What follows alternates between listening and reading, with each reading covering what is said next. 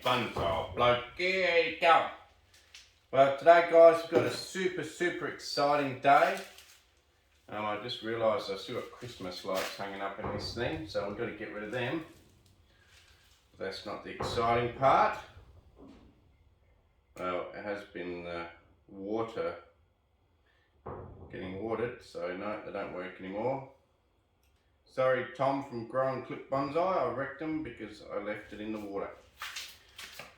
Anyway, super exciting day.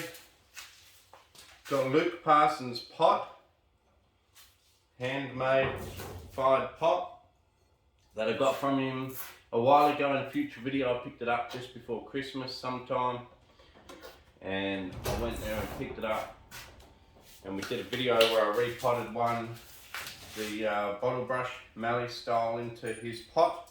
Well, now it's time. I can't hold myself back anymore. I really want to get this into a cool pot. Hey, you know?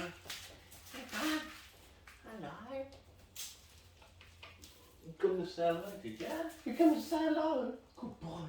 Good boy.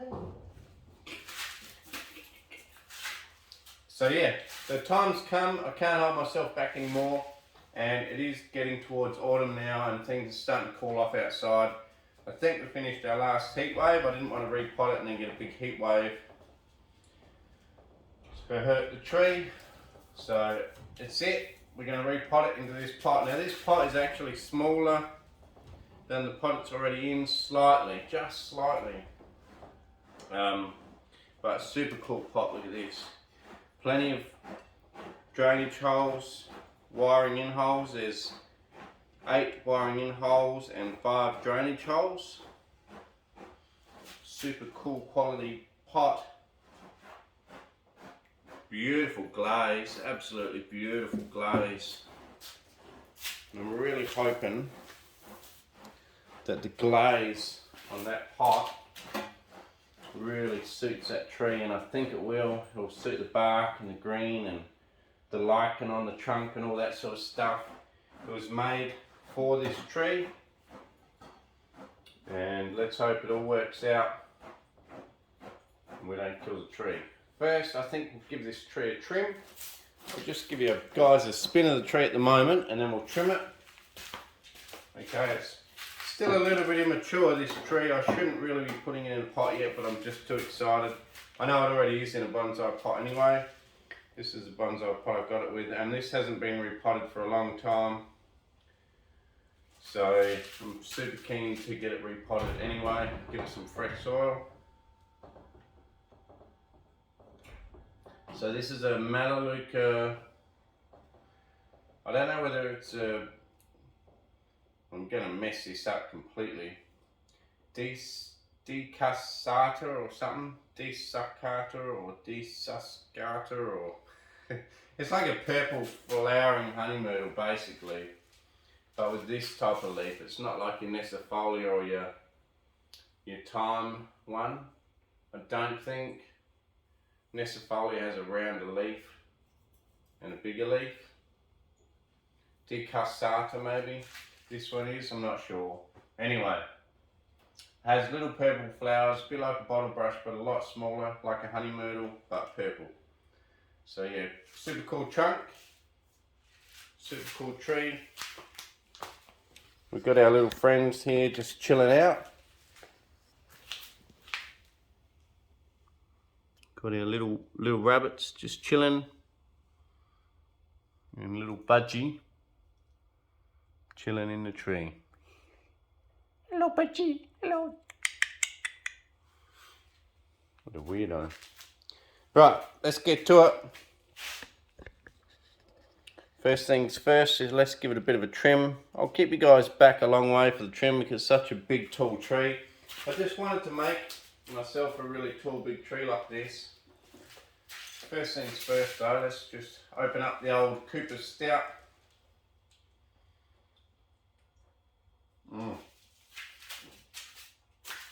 Bloody beautiful. Good stuff, let me tell you that. So, keep it in line with this Mallee style. I want foliage layers at different levels. So once again, let's just go into our old fashioned. I'm going to move the pot and the drink because I'll make a bit of a mess. And we're going to just go back into me old fashioned, or new fashioned I should say, haircut style, Aussie Bonsai Bloke style. The Mallee style. So like I say, it's like having 2 or 3 trees all mixed up together. Different canopy layers throughout the tree. Sometimes tops on them are wider, sometimes they're smaller with it wider at the bottom. Sometimes they're smaller at the bottom, go wider and then come back smaller. That's the beauty about the Mallee style. There's no real shape to it apart from different levels of, this is a more Christmas light, other than different levels of foliage pads. So basically like different canopies of trees mixed in. That light's actually still got a little bit of buzz left in it, even though it's been soaking in water for 3 months. Beauty. I think that's pretty much it for the Christmas lights. Yep. Right, so let's get to this and just give it a normal Mallee style hedge trim. So if you haven't watched it before, maybe clean out some of this stuff, get that budgie off there so he doesn't fall down. If you haven't watched it before, basically what I do is I just grab a big clump of foliage like that, find the layer that I want to cut it at. So I want to cut this one at the same layer as that one over there, and then I'll have a bottom one down here on its own. So I'm going to just come across and snip that. Not going to be too aggressive because I do want it to start to, you know, thicken up on the green on the top. And then as the top gets a really nice thick layer to it, I'll start to remove leaves and stuff underneath so that you'll be able to see all the branch structure underneath. So you can see that branch structure. But as it matures more and more, and we get a more defined level there, I'll clear the bottom more, have a thinner layer, and you'll see all this branching that's going up into there. Okay, this tree grows pretty crazy. You get some full right angles, another right angle here. Gets a lot of different weird angles, this tree, which is pretty cool. Like I say, I'm not going to over trim this tree too much. I don't want to over stress it. We do need some energy in the leaves to put energy back into the roots. It's a pretty decent time of year to repot a native as far as the heat of the summer's gone. And coming into autumn, you know, pretty much all tree species start putting their energy back into the roots so that they can survive winter and have plenty of energy to flush back out in summer. And that goes for nearly all types of trees, do that, but a deciduous tree, you're better off doing those in spring, very early spring when the buds start to swell. And ideally you'd probably do this one then as well, but I'm just getting carried away here. And I'm hopefully not going to go too hard, although I have said that in the past and got carried away removing, you know, 70% of the roots. Really hope that doesn't happen this time because this is such a cool tree and I don't want to get carried away taking too many roots. So that's that level. So we've got a lower one down here, so let's do that one down to the lower level. Pretty cool. So this one sits out in full sun out in the bonsai area. Needs full sun to get into all these lower pads and stuff. And because we keep the top trimmed as well, it actually still lets light back in underneath. Just like they do in nature, as they get taller, the bottom branches start to sort of almost regrow because the light comes back to them. Well, similar here, if I put it in full sun, the light starts coming back down onto the bottom pads and branching, so you don't seem to get that dye back underneath. So it's a pretty cool style as far as easy to do. trim it at different levels. You don't have to worry too much about the vigour underneath because there's a lot of light that still gets in underneath. And then as this grows up, the leaves on this level will be pulled up and the canopy will be put up here more. And the levels will be more defined in time. But just remember, this is still a very mature tree with a lot of work to go. At least, I'd say at least 3 or 4 years before it really starts to, you know, pop. At least 3 years. But at the moment, it's only got to do small lots of ramification. Doesn't really have to do crazy growing anymore. So I feel like in a pot, it shouldn't be too detrimental to the tree to put it into a pot now. Like I say, I'm just getting too excited about that new pot and I really want to get it potted up. Rookie mistake, I know, chucking it into a pot too early, but I'm just super excited. Like I say, we're only growing small twigs. Okay, we want to still keep increasing the density and whatever of the twigs, but we should be able to do that just fine in a bit of a smaller pot.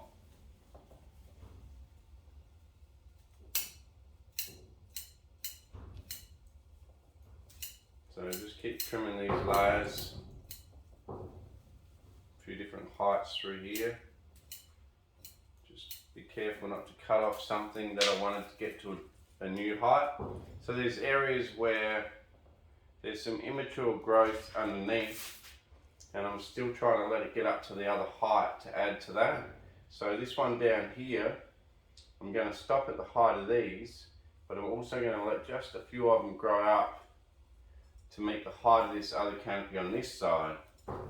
So just keep that in mind. If you don't have enough density going up into the next level of canopy, keep a few longer ones and a few stronger ones from the canopy below. So in this case, this canopy is, I could cut that level with that one there, but I'm going to actually let this lot here grow up into that main canopy up here, which means for now I'm not going to cut that one, which means you won't get the full effect of the Mallee style because there'll be a little bit of mess in between the different layers in the tree. It won't be a completely defined, beautiful line. And if you go and look in nature, they do have a really defined line. It's quite strange how they can get such a defined line, even though there's nothing up there trimming it back to that exact defined line. It's just like the foliage tells itself. This is how far this branch wants to go, and this is where we're growing to. And then you'll get a real vigorous leader come up through the pack, just a single one, and he'll go ahead and start his own sort of layer up even higher again.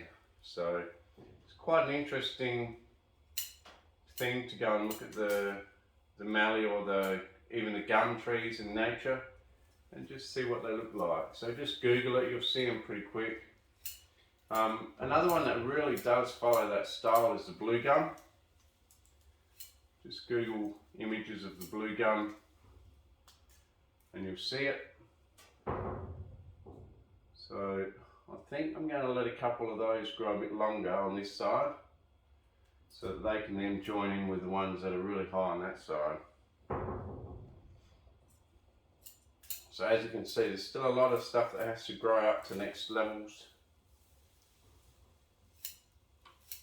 But a pretty cool style and quite an elegant style.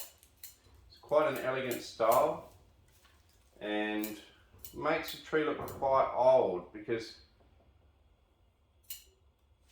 although it's an elegant style with lots of young shoots and twigs and thin shoots and thin leaders, because you can see so much of the branch structure and the trunk, because you can see so much of that, it makes the tree look older because you can see right in through the whole tree. You can just see the whole structure of the tree. And if you look at our Australian natives, some of our bigger ones, you really can see the whole structure of the tree. There's not much left to the imagination on some of our gums and older Melaleucas. You can see right through the whole tree, see every detail of the branching. And you know, I'm learning this style, and hopefully I can do this style justice. I know there's probably people that have done a similar thing out there, but you know, for now I'm calling it the Mallee style, because that's, you know, what it reminds me of. And I'm not sure I've seen anyone quite trim it just like this, like just giving it a haircut. And whether or not it'll work out long term, who knows? That's what bonsai is all about, just experimenting, trying new things. I might even stop them all there at that level. They can all stop there at that level, which means that I can let this one stop at that level, which means that we've hit the pinnacle or the apex of the top of this tree, and that's as high as it's going to get. And there'll be people out there that say cut it back, it's too high, it's ridiculous. But I don't want all my trees to be short, squatty little things. And quite often, if you go and look at the gums or mallee in the wild, they definitely aren't all these little bushy things that are really low and squat with big fat trunks. They're quite long, elegant, tall trees, the Australian trees. So keep that in mind if you're trying to replicate an Australian tree.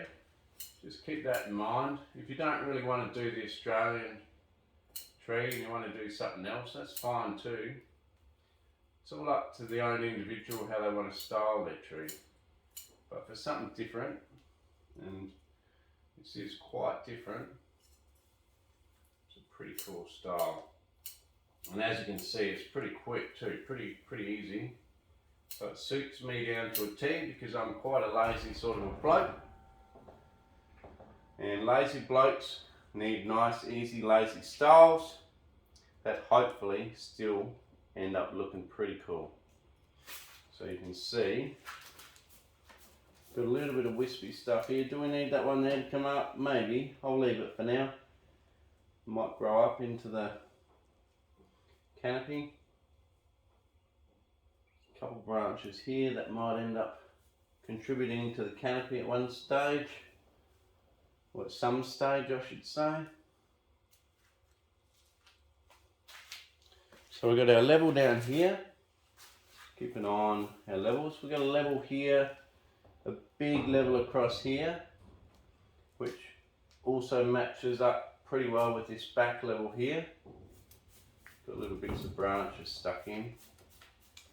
Just try and flick them out.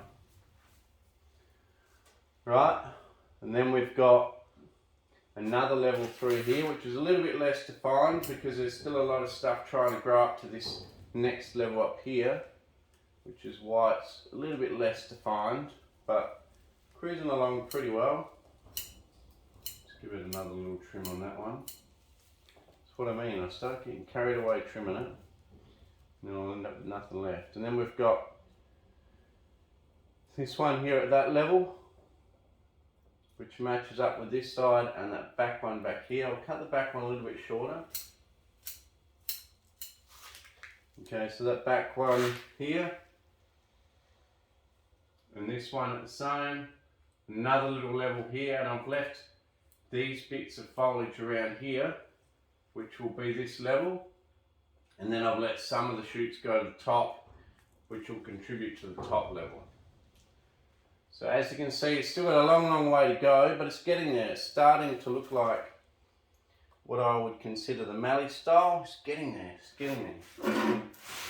It's only been a few short years in training, maybe two to three, maybe only 2, possibly 3 years I've had this tree. And I think the first year I sort of wasn't quite sure what I was going to do with it. and made up my mind now. So yeah, pretty cool. Quite a hard thing to get your head around, completely training something completely different to what we normally do.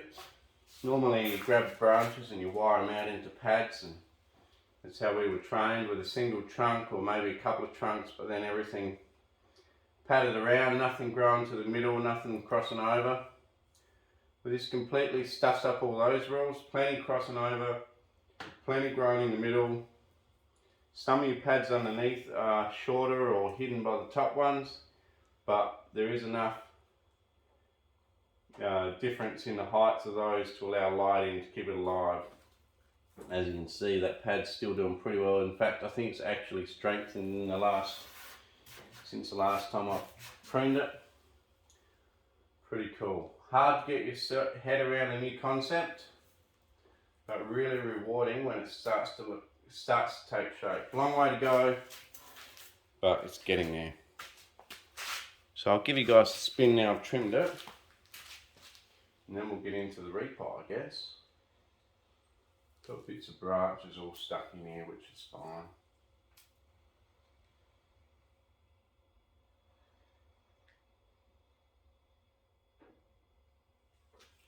Pretty cool. Getting there, getting there.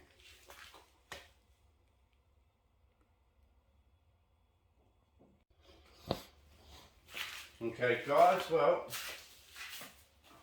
time for the repot. So we'll get these little bunny rabbits off. Get Mr. Budgie off. Pull that one out the way. Now it is tied in. So the previous owner, Rob, who I got this tree from, he wanted to tour around Australia. Unfortunately, he got stuck with COVID. Everyone catching COVID, so he didn't really get to travel around Australia, but he did do some local travelling. Bought himself a camper van, and he didn't have time to look after his trees anymore. So he kindly almost donated this one to me, you know. Asked for a very small amount of money. And I'm super, super happy that he did, because it's turning into a cool tree. Super nice trunk on it, and hopefully, like I say, we can do it justice and really emphasise this style. Now it's got beautiful bark and lichen on it, so I don't really want to grab the trunk too much. It's going to pop out without too much trouble.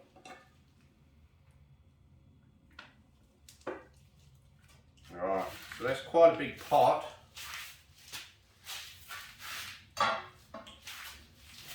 The new pot's not far off, but it is a little bit smaller, so it's not far off. Should be right.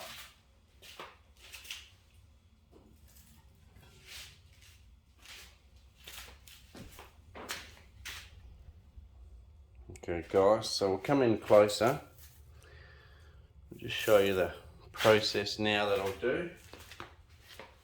I'll try not to be too harsh.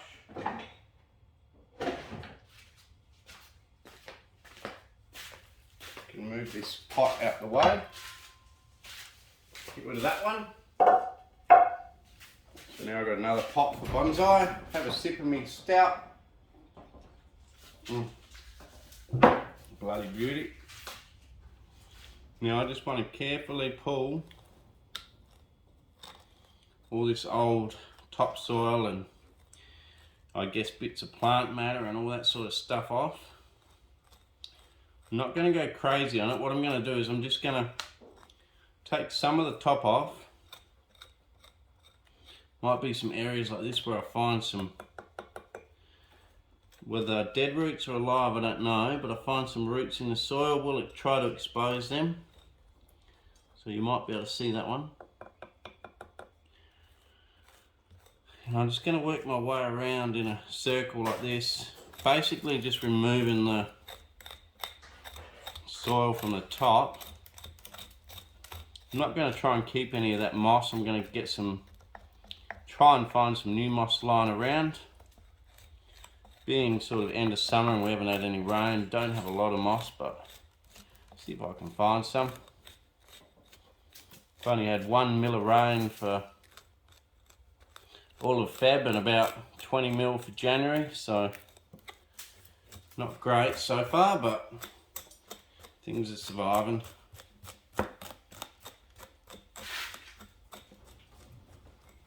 So I'm not going to go super crazy, I'm just going to go about that hard on it all the way around.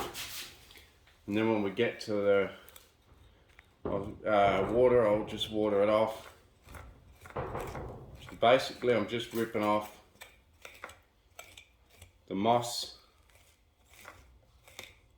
some of the soil on top, and just seeing if we can't find some big roots, although the root base is already pretty good, pretty wide anyway. So we'll see how we go. Another thing about these trees, if you get a bit of deadwood, the deadwood's extremely hard and actually takes a long time to rot, so you're pretty good to keep some of the deadwood if you want to. In actual fact, it's quite a good attraction to these trees because, a bit like some of the gums, they do have random branches that just die off. So it makes it more believable for an Australian tree to have a few dead branches, hence the big dead branch that's at the back of this tree. Yeah, pretty cool. Dog's just gone past again. Now you guys haven't seen Roy for a while, that's because Roy, the other dog, well, great little dude, but super excitable. Anyway, he's really attached to the daughter, so he spends most of his time with the daughter now instead of out here in the shed, which is pretty cool because she's sort of got her own dog now. So Roy, the other Kelpie, bit of a crazy dog, but fitting into the family really well. And Leo, well, he's been fitting into this family for ages now. He loves it. Alright, so I'm just going to pretty well call that here, and then I'm just going to water the rest off with a high pressure water. I'll show you guys that. Outside, I just want to, you can see it's been in this pot for a while. I just want to tease the very outside. I don't want to go silly on it. Just want to go around the whole thing, just teasing it like that.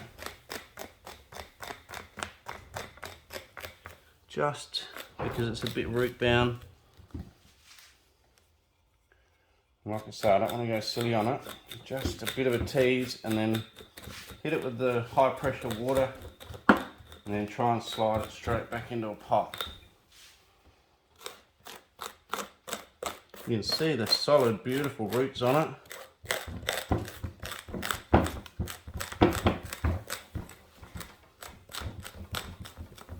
Home to the outside from the middle. As you can see, it's been a healthy one. Oops, I've got to be so careful for that bark. It'll regrow, like these things shed bark all the time, so if you do knock a bit of bark off, don't worry. It won't take long to regrow.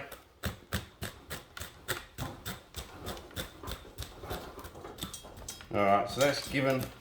Now, the corners I'm going to work a bit harder, because I just have to, because it's going from a square pot to an oval pot. And I'm just going to have to work these corners just that bit harder. Got no real choice.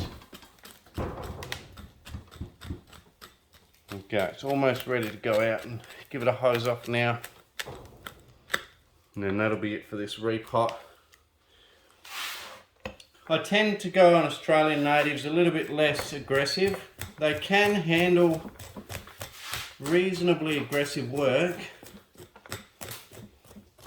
but I'm 100% definite that they don't handle anywhere near as aggressive as a deciduous tree.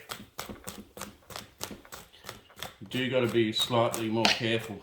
I probably would err on the side of never taking more than 25% of the roots off on an Australian native. Things vary, you know, like a bottle brush you can take a bit more, but in general I do like to leave them with a few more roots. So that's it for that. Let's go outside and give her a hose off and bring back the mud pile.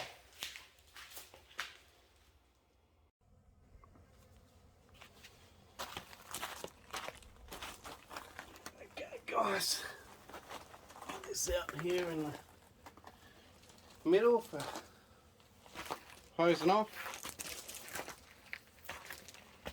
And basically we're just going to have the hose on a jet at full pressure and just jet the soil. Try not to get the trunk too much. I will wet the tree a little bit while I'm at it, just to get a hose off the foliage and wet it down a bit.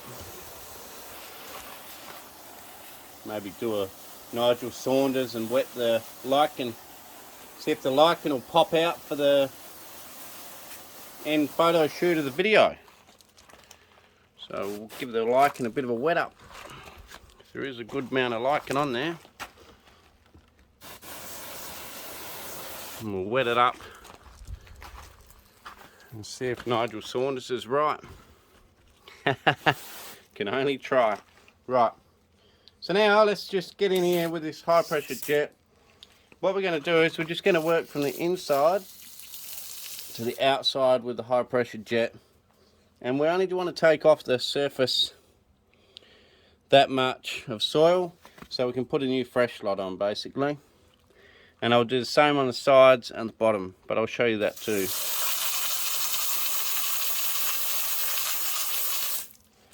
So you can see that working away in there.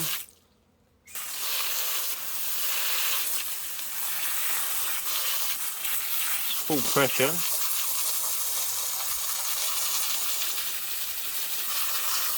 Actually, I know what's going on. The front sprinklers are on. Hang on. Okay, I've turned the front sprinklers off. Oh, that's better. That's better pressure. It's enough pressure not to do damage, but... Sorry, enough pressure to get rid of the soil, but not enough pressure to do damage to the tree. I find this a pretty good way to see what's in there. You can keep raking down and down into different layers, but I don't know, I find if you keep raking down and down into different layers, you do a lot of ripping of the good roots. And this is still a good way to get down and see what roots you do have. So you can see already we're starting to expose, if I get out of the sun, we're starting to expose one here, another one here, here. So they do have some good tangled up root systems.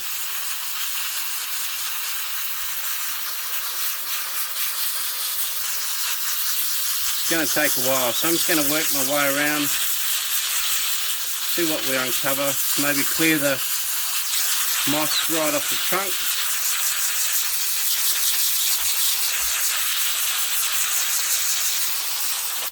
And work my way around the tree like that. Oh. It's filming nothing. So now guys, I've changed the nozzle because this one has a better high pressure. Seems to work better. Now I could keep working down further and further and try and find some really cool roots under here, and I'm sure they do exist, but I'm going to be respectful of the health of the tree on this one, this repot. I want to get it adapted to its new pot as healthy as possible. And then in the future, when I repot it in there, I'll take a little bit off all around the side and the bottom and lift it out as far as drop the height of the top of the roots down a little bit just to expose some better roots. But for now, I don't want to go too silly. I have found a few here, but I've got to respect the health of the tree. So basically, I've done the top like that all the way around. Now, I just want to go on the sides and basically just eat into the sides a little bit, get rid of some soil, so that I can chop a few of the old coarse roots off and promote new root growth. So you can see the roots are pretty healthy, so it should be fine. Looks really healthy. The corners that I picked out a bit more, you can see that they fall away easier. So that should help get it into that other pot. So I'll give the corners a bit more of a spray than the rest of the tree, just to try and wear them back. So there is actually some coarse roots in there. You can see in my hand, it's a bit of a coarser root. And I will definitely in the future try to expose more of them, but not today. Today I'm being good to the tree and not getting carried away.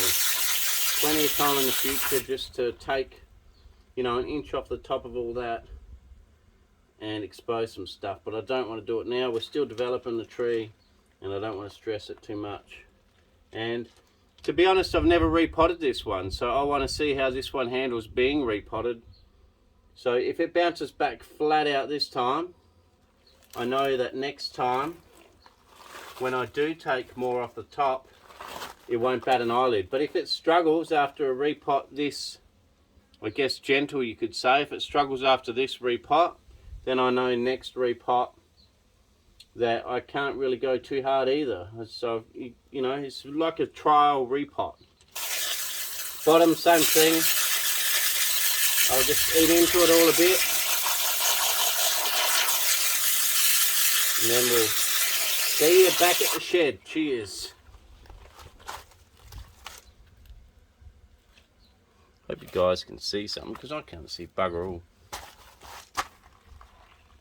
I guess like that you can. You can sort of see that root base. And then you just hose in the sides. Hose the corners. I really hope you can see something, but it's hard with all the shadows and stuff. And then yeah, just hose the bottom. Basically cleaning out the outside of the roots so that we can cut them back a little bit for that new pot. Cheers. Good guys, there's a look at it. Out of pot, without a pot. Now let's get down to these roots. So basically what I'm going to do now is I'm just going to chop a few of these long ones off the top. Just go around chopping a few off the top. But not go crazy. Well, the sound of rocks when you cut a rock. Rocks in your scissors when you go to cut. It's like chalk on a chalkboard.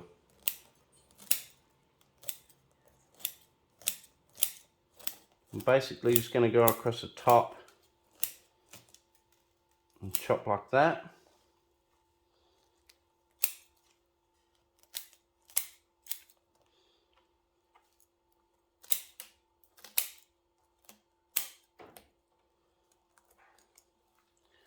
Going to leave this nice one here. Some at the back I'll leave. Just take a thin layer off the top because the roots have all grown since the moss has been there. And I just want to take a thin layer off, but not go crazy on it.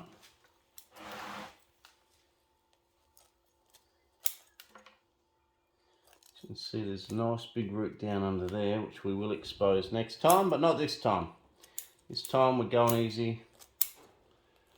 I'm literally just going to take a very thin layer off the top here.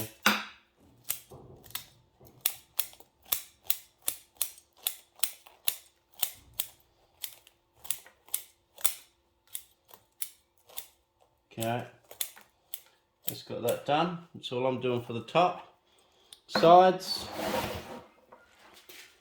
Literally just gonna, the corners cut a bit harder because I've got to fit into that other pot. Sides, I'll go a bit easier on it, but still reasonably hard back, just to the, sort of to the root ball. So corners again, go harder on the corner, because So we've got to fit it in that pot. So you can see how far the hose got in. It only got in about an inch, maybe 2. So just enough to take that layer off the outside. When a tree gets older, I don't believe in bare rooting an older tree.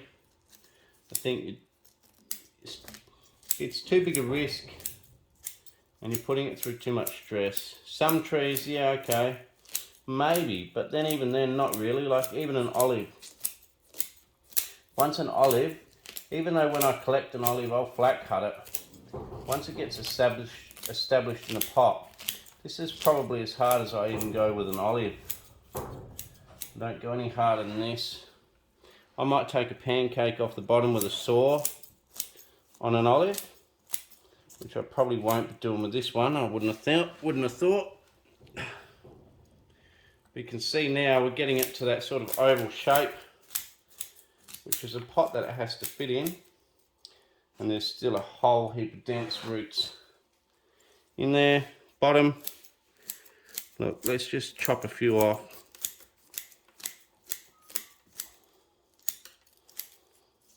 And leave a heap. Basically just to promote new root growth out of the old roots, rather than having them just sit there or start curling up. This will force them to divide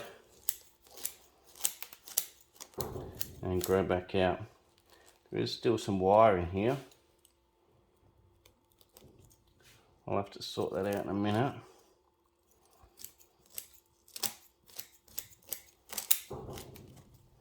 Yeah, chopping these rocks does not sound good, but that's what they develop sharpeners for. Sharpen your snips up after you cut the rocks. These are root pruning scissors anyway. Well, they were actually good scissors, but I sacrificed them for pruning roots because I'd rather use pretty decent sharp scissors for pruning roots than, you know, blunt scissors, because you want good sharp cuts on your roots, which allows them to heal better. So do good sharp cuts and then, you know, put your snips on the stone and fix it back up.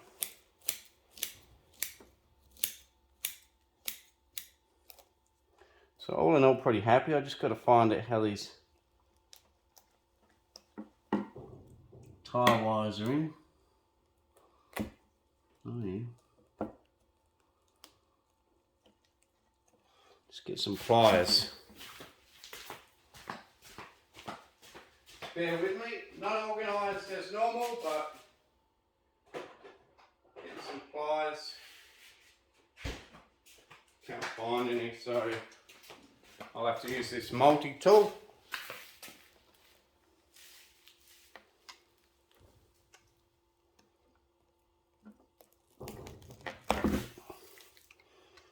Pull out the wire.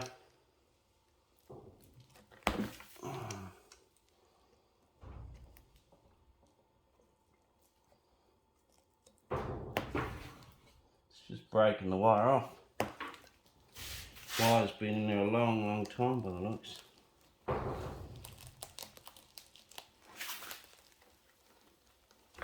Long time. Oh well, we'll just twist it off best we can and leave it in there. Probably the safest thing that we can do. There's a bit of old netting there that was on an old drainage screen years and years ago. So we'll clear that out. Looking pretty good. Right, let's clean off this bench and see if she fits in the new pot.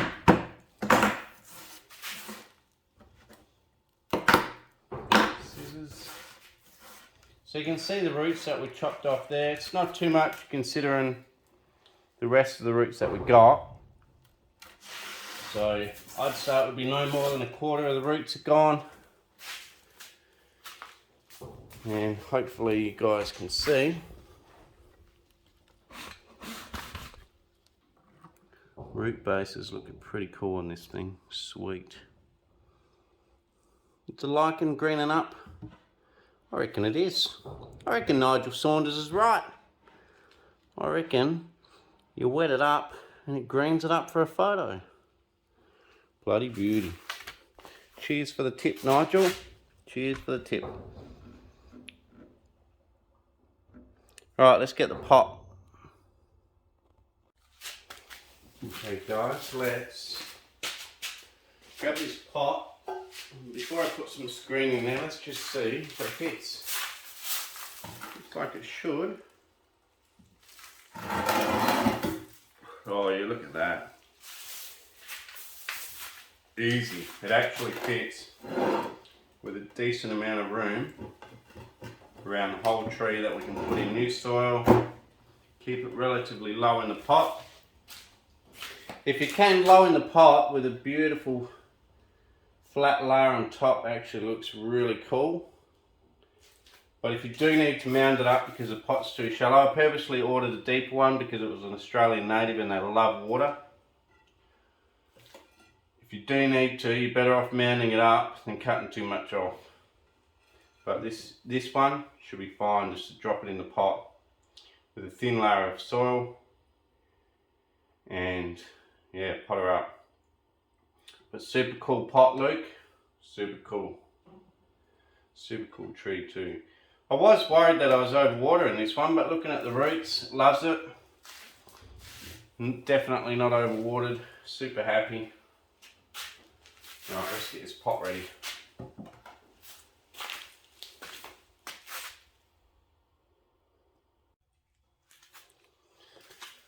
G'day guys.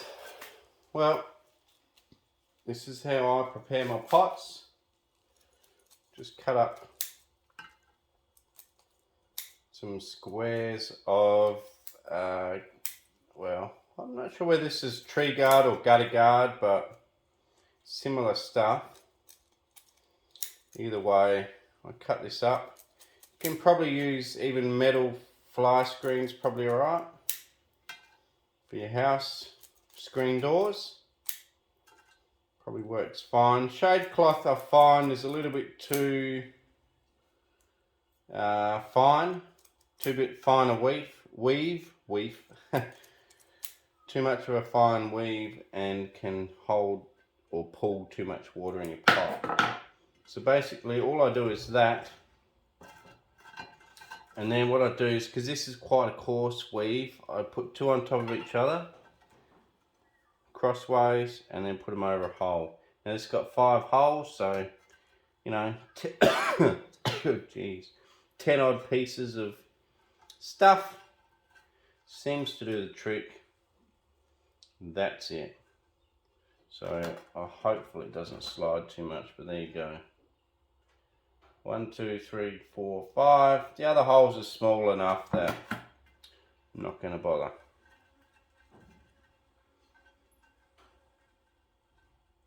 That's it. So he's got lots of holes, lots of tie down points. You know, I'm in a windy area and I will use tie down points if the tree doesn't have many roots, but this one here is so stable on its root base, it should be fine. To blow that off, it would have to blow the whole pot off. And if we got any big storms coming up, I generally get some Ockie straps and, you know, tie them down to benches. So here we got some Osmocote cacti and succulent mix. And that's what I use for my bonsai mix. It's pretty well the same as the Osmocote bonsai mix. In fact, I haven't seen any difference. One thing I will say is don't use it if you're in a wet climate. Some people message me and go, oh, your trees will die and that. Yes, if you're in Europe or wet places, Canada, whatever, and you start putting in this fully organic mix, yeah, you might, well, not might, you probably definitely will overwater your trees all the time because they'll get waterlogged. Because you guys get that much rain, it'll be constantly raining on your trees all the time. and with all these organics, because this is really organic pine bark, a lot of pine bark, some rocks and things, but you will get a waterlogged tree. But in Australia, generally, most of our summers and even our winters are dry enough.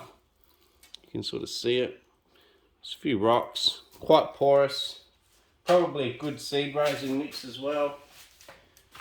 It's not bad for the Australian climate, like in hot areas. Tasmania or in the Blue Mountains in New South Wales, yeah, you're probably flirting with death if you use this. But for me, where I live, I got no need to go and buy that expensive bloody crap that I can't afford. And to be honest, might actually be harder to keep my, if I did pumice and akadama and pruning and all that crap, you know, it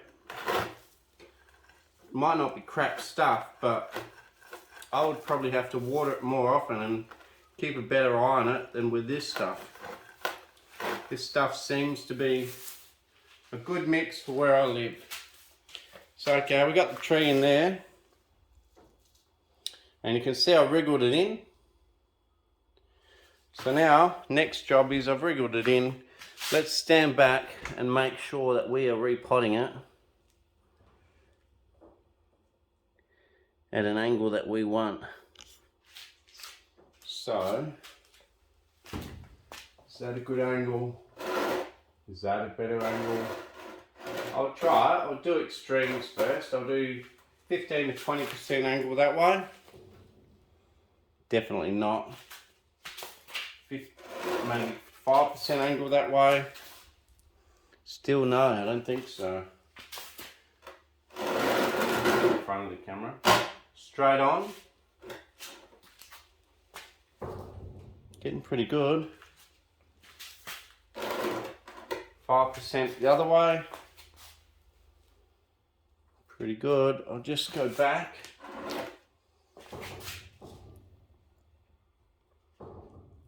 Pretty happy with that. That there I reckon is getting worse again. So I think we're pretty good at that. Maybe if I go that way, what's that look like? No, I think we're pretty happy with the front there. And that gives us this nice root outside here. And then next time we repot it, if we find some better roots on underneath when we take an inch off, depending on how it responds now, if it responds really well, this tree, we will go a bit harder on it next time. But it's the first time I've repotted one of these. So it always, you know, err on the side of caution, first repot, go a bit harder next time. Right, so then now, after I've done that bottom layer, I just get my fancy tools out.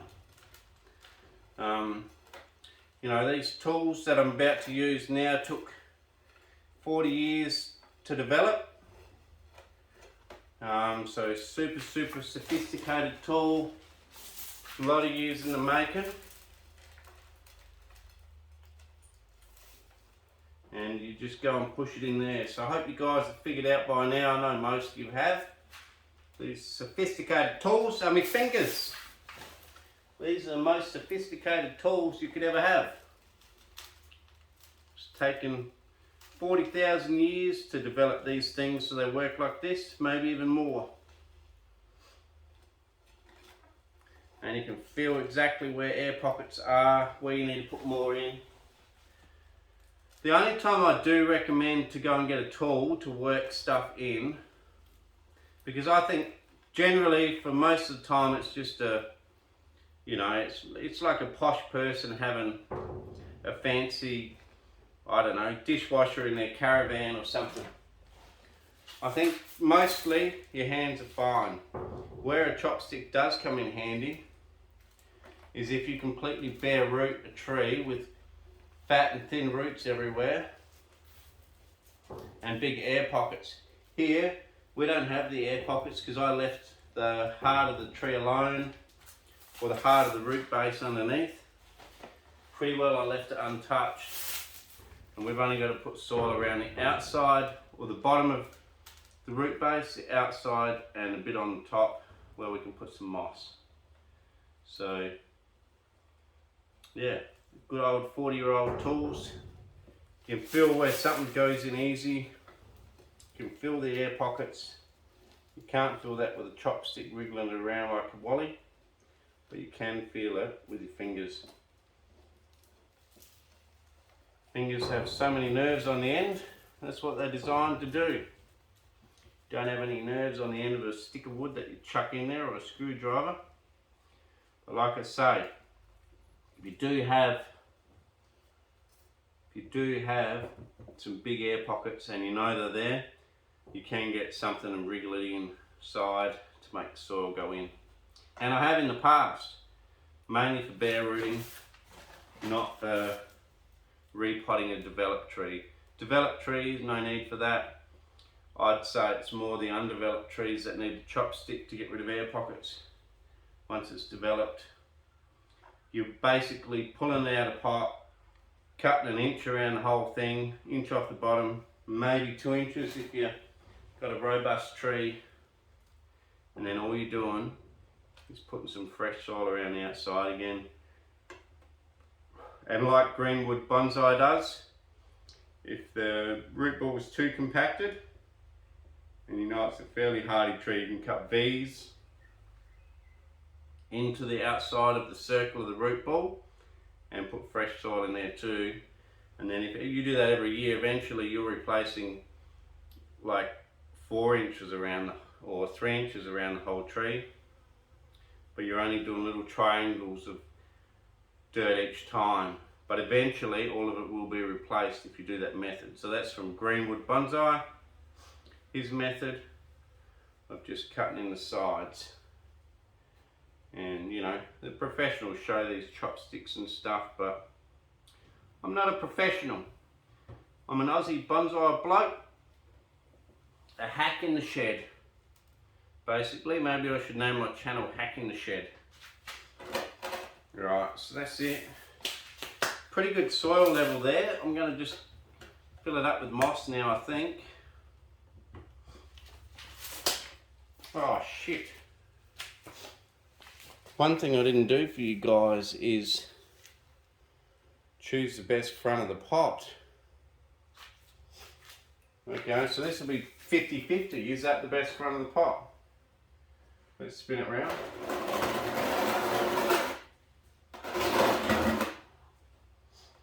So it's pretty good too. I like that side too. No, luckily, Luke Parsons has made one equally as good on both sides, and I've just dodged a bullet. So just ignore that slight panic session that I've just had. And anyway, I guess the moss, clean the table off, we'll moss up the tree and have a final spin, but pretty happy with how it's going. I'm pretty happy with the little amount of roots I had to take off this thing, and I think she should be fine. Bloody beauty. Okay guys, gone out, got some moss around the bonsai. I found what I think's enough. And basically, you know, I'm going to pick some weeds out here and there, a bit of liverwort. Throw that away. Some other dried up stuff in there. Beetle. But generally, I'm just going to go around now, put the moss around the whole pot. Try to put some of the better moss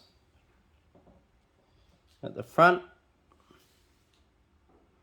See that nice, beautiful green bit of moss. Try and leave that root exposed for now. I know the moss will grow over it eventually, but for now, let's make it look good. So let's get this big bit of moss on the front. You can see that big bit of moss going on there.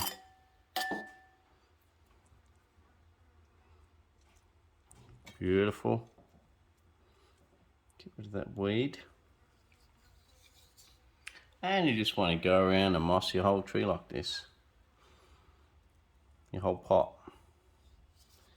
Create some bumps and bubbles and, you know, all that stuff's good.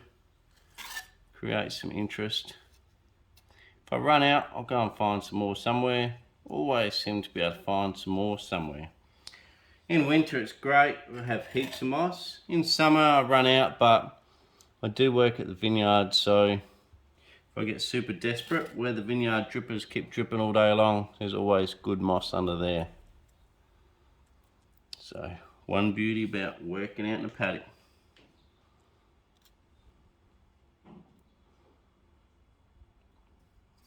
So you can see we're starting to get some good moss going there. And I'll go around the whole tree like that. You can see it's sort of clumpy. Makes it look a little bit more natural rather than just a carpet. And we'll see how she goes. Cheers.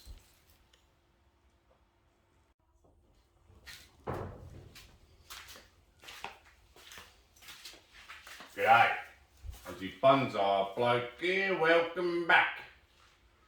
Well guys, pretty much done for now. We've trimmed, given it a bit of a light trim. Didn't go too hard on the trimming, just wanted it to look pretty good for the photo. That's the main reason I trimmed it. It didn't really need a trim. It was getting a bit bushy, but didn't really need it. Anyway, up to you guys what you think the species of the tree is. I can't pronounce it because I'm a retard, but you might be able to. So, Mallee, honey myrtle, purple flowering. Right, so we got it repotted as well. I showed you guys how to treat the roots carefully. And it's got a decent amount of new soil around the side and bottom without taking too many roots off. If you try and bare root a tree and rake all the roots out, you're literally taking off sometimes 80% of the roots, and I would definitely not recommend that for an Australian native. Especially the Mallee, they seem to be quite tender. As far as too many roots taken off, like collecting them is pretty hard work. If you can ever collect them, and in a bonsai pot, I'm sure they're a little bit more robust because you're not taking off the big tap root, you're just taking off fine feeder roots. But having said that, I would go careful. Definitely go careful. But anyway, so pretty good little video. It's repotted. It's all looking pretty good. Luke Parsons' pot looks bloody sweet, by the way. So we've got two little rabbits down here chilling out, eating some moss or grass, meant to be grass. A bird in the tree here. Don't know where he'd stand out more, but we've got a budgie in the tree just chilling out, maybe up there. Hey bud. So we got budgie up there. We got the tree done, trimmed, repotted, mossed. Found enough moss just. Bit of an effort, but we got it. So all good. So that's it. So really super impressed with how this tree's going. Just the way that its bark flakes off, the lichen on the trunk. I've been wetting it for the last hour to see whether the lichen shines up like Nigel Saunders did, and I think it's worked. So good tip there, Nigel. Pretty good. Happy with the tree. Long way to go on the tree, so don't think this is like a finished product. Yes, I did moss it all up nice and put some decorations there or figurines, but the truth of the matter is it's got a long way to go. It's nowhere near finished, but it's getting there. So keep your eye on this space for this tree if it don't die, which it shouldn't, and I'm really excited about its future. So its future could be pretty good. I know for now it needs a long way to go, but I reckon it's getting there and it's starting to look pretty cool. Right, I'll give you guys a spin. I'll make sure you're in frame. Right, let's have a spin like that, and then I'll give you guys a bit of a close-up spin because this tree's worth a good close-up. So yeah, super cool tree. Mallee, super cool tree for bonsai.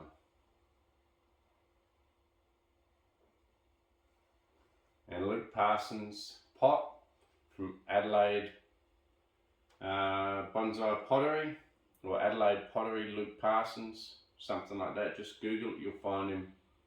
He has a massive amount of, you know, skill and potential and talent, and, you know, all he needs now is a bigger kiln so he can give me some bigger pots. So Luke, if you're out there, get a bigger kiln, mate, and I'll get some bigger pots. But I love this pot.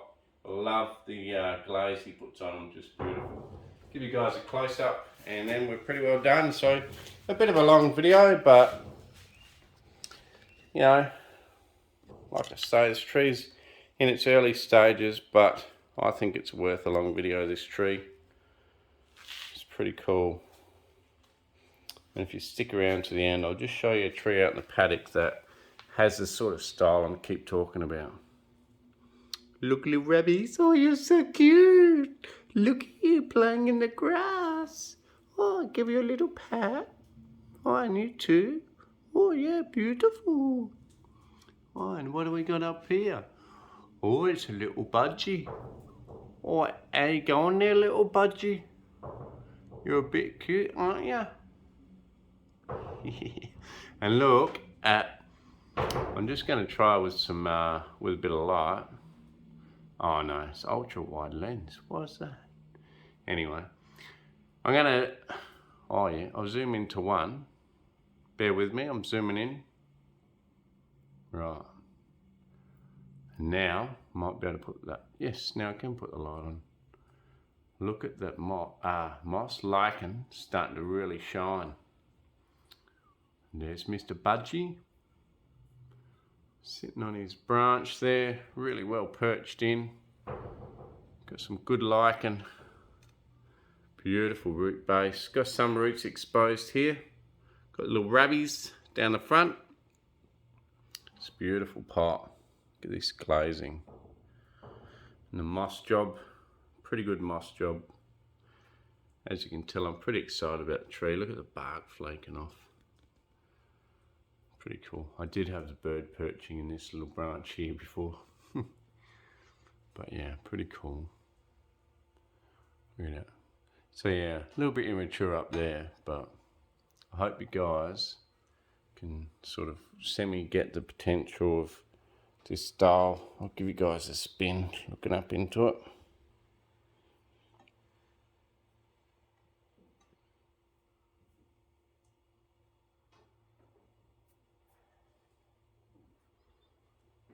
So yeah, little rabbies, hello guys. All right, love that root there. Just that little twisty one there is pretty cool. So the camera's doing pretty well. Quite liking it. No worries, guys. Loving it. Loving the tree. It's a bit tall to almost fit in, but there we go. Pretty cool. Pretty cool indeed.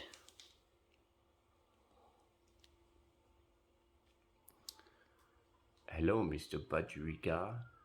Okay, guys. So we got two trees here, this one and this one. Mallees, socialist mallees. These are a little bit different style, but you can see two distinct canopies in that one. This one here, Mallee as well, socialist Mallee. We have a puff at the bottom, a little bit there, canopy there, another canopy at the top. So you can probably say 3 to 4 canopies, all at different heights, and it's funny how they just stop at different heights like that. Now, we zoom out into the paddock.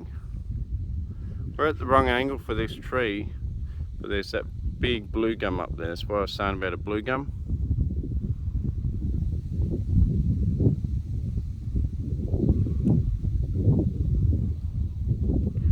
And you can see, same thing. Puffs of foliage at top, a few different heights, and then a main canopy at the top. And they all vary so much. Sometimes the canopy at the top's lighter, sometimes that's lighter, sometimes it's heavier. That particular tree is quite heavy. Okay, we scroll around here. And you can see this one over here. Big lot of foliage at the bottom, as if that's the tree. And then these individual branches that just shoot away and create a second and then a third lot of canopy. So that's just how they roll. They just develop the top of the tree, and then you get some shoot off like mad and go higher. Whether that's what happens or whether the bottom grows after, I'm not sure, but it's a pretty cool style and very Australian. That's how Australian trees grow. So anyway, pretty good. And there's some of my trees growing as well now. My newly planted trees. Cool, guys. Have a good day. I'll catch you later. I'll leave you with a last spin of the tree, the bonsai on the way out. Cheers, guys. Thanks for watching. Spin, because this tree's worth a good close-up. So yeah, super cool tree. Mallee, super cool tree for bonsai.